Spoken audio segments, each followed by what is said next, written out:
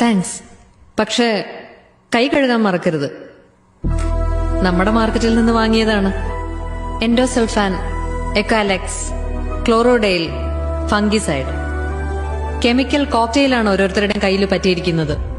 Liver kidney dysfunction, asthma, depression, പിന്നെ cancer. Please be very sure that you wash your hands.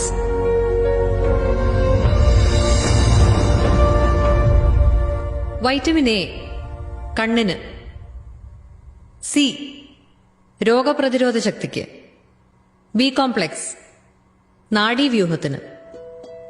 പക്ഷെ അത് പഴയ കഥ. നമ്മുടെയൊക്കെ പൂർവികർ പറമ്പിലിറങ്ങി പണിയെടുത്തിരുന്ന കാലത്തോളം പഴക്കമുള്ള മുത്തശ്ശി കഥ. ആഴ്ചയിൽ 7 ദിവസവും എല്ലാ വൈറ്റമിനും നൽകിയിട്ടും മാസത്തിൽ ഏറ്റവും കുറഞ്ഞത് ഒരിക്കലെങ്കിലും നമ്മുടെ കുട്ടിയുമായി ശിശുരോഗ വിദഗ്ധന്റെ അപ്പോയിന്റ്മെന്റിനായി നമ്മൾ കാത്തു നിൽക്കുന്നു. പനിക്കും ജലദോഷത്തിനും വിളർച്ചയ്ക്കും വയറുവേദനയ്ക്കും ഒക്കെ അദ്ദേഹം മരുന്ന് കുറിച്ച് തരുമ്പോ തൽക്കാലം അത് കുറയുന്നത് കണ്ട് നമ്മൾ ആശ്വസിക്കുന്നു. വീണ്ടും അടുത്ത മാസം അതേ ഡോക്ടറുടെ അടുത്ത് എത്തും വരെ. നമ്മുടെ ചെറുപ്പത്തിൽ എത്ര തവണ പോയിട്ടുണ്ട് നമ്മളൊരു പീഡിയാട്രീഷ്യന്റെ അടുത്ത്? എത്ര തവണ ആബ്സെന്റ് മാർക്ക് ചെയ്തിട്ടുണ്ട് നമ്മുടെ സ്കൂൾ അറ്റൻഡൻസ് രജിസ്റ്ററിൽ? 2, അങ്ങേ അറ്റം 3. ഇന്നതല്ല കണക്ക്.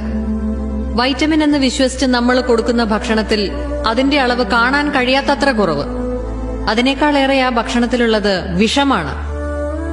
ആത്മഹത്യയ്ക്ക് ഉപയോഗിക്കുന്ന ഫ്യൂരിഡാനും കാസർഗോഡ് മാത്രമാണുള്ളതെന്ന് നമ്മൾ കരുതുന്ന എൻഡോസൾഫാനും നീണ്ട ലിസ്റ്റിലെ 2 പേരുകൾ മാത്രം.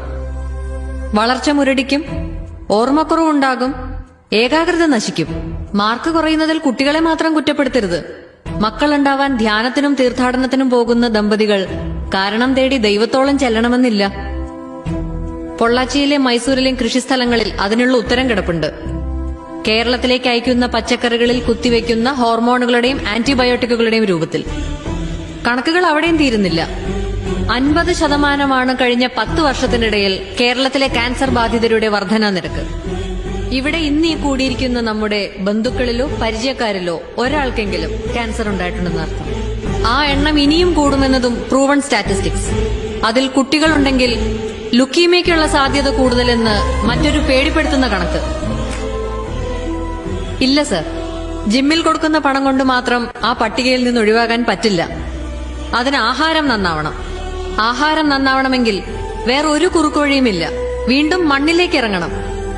ഒരൊറ്റ ബാൽക്കണി, ഒരൊറ്റ ടെറസ്, അല്ലെങ്കിൽ 1/2 സെന്റ് ഭൂമി.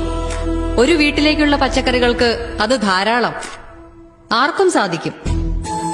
ഒരിക്കലും കഴിയില്ലെന്ന് കരുതിയിരുന്ന ഞാൻ ഇന്നേക്ക് 7ാം ദിവസം 2000 പേർക്ക് സദ്യ ഒരുക്കാനുള്ള വിഭവങ്ങൾ നൽകാൻ പോകുന്നു. വെറും 10 ടെറസിൽ നിന്ന്.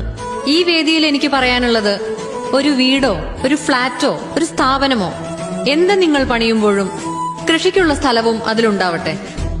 നോക്കാൻ സമയമില്ല എന്ന് ഉടമസ്ഥർ പറഞ്ഞാൽ ആശുപത്രിയിൽ കിടക്കേണ്ടി വരുന്നതിന്റെ 100-1 സമയം വേണ്ടിവരില്ല എന്നവരെ ബോധ്യപ്പെടുത്തുക.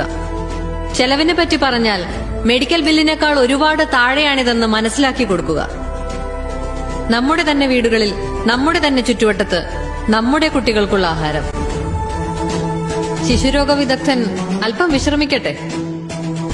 10,000 സ്ക്വയർ ഫീറ്റിന്റെ സൗധം പണിതു എന്നതിനപ്പുറം ഒരു ചെടി നടാനിടമുള്ള വീടുണ്ടാക്കി എന്നതിനാവട്ടെ ലോകം നാളെ നിങ്ങളെ ഓർക്കുന്നത്, നിങ്ങളോട് നന്ദി പറയുന്നത്. നമസ്കാരം.